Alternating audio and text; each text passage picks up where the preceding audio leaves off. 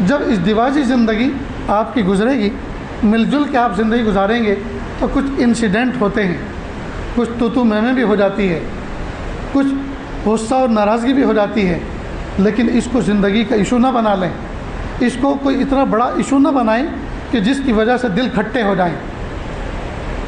وہ کون سا ٹوکرا ہے جس میں مختلف برتن رکھے جائیں اور اس میں آواز نہ ہو؟ وہ کون سا گھر ہے جس میں مختلف قسم کے افراد رہتے ہوں اور ان کے اندر کوئی ناچاقی نہ ہوتی ہو، ان کے اندر تو میں نہ ہوتی ہو؟ ہر جگہ ہر گھر میں ہوتی ہے، لیکن یہ چیزیں ایسی نہیں ہیں کہ جس کو ایک موضوع بنا کر ہمیشہ گھر کو میدان جنگ بنا کے رکھا جائے، بس باتوں باتوں میں اس کو ختم کر دیا جائے۔ محبتوں کے ساتھ اسر نو زندگی گزارنے کا عہد کیا جائے۔ غرض یہ کہ جب بھی کوئی بات ہو جائے تو اس کو شارٹ کرنے، مختصر کرنے اور بھول جانے کی کوشش کرنی چاہیے، اور محبتوں کے ساتھ زندگی گزارنا چاہیے، اس لیے کہ آج آپ 2 ہیں، کل 3 بھی ہوں گے، 4 بھی ہوں گے اور 5 بھی ہوں گے۔ اگر آپ 2 محبتوں کے ساتھ زندگی نہیں گزارو گے تو 3 اور 4 کے ساتھ محبتوں کے ساتھ زندگی کبھی نہیں گزار سکتے۔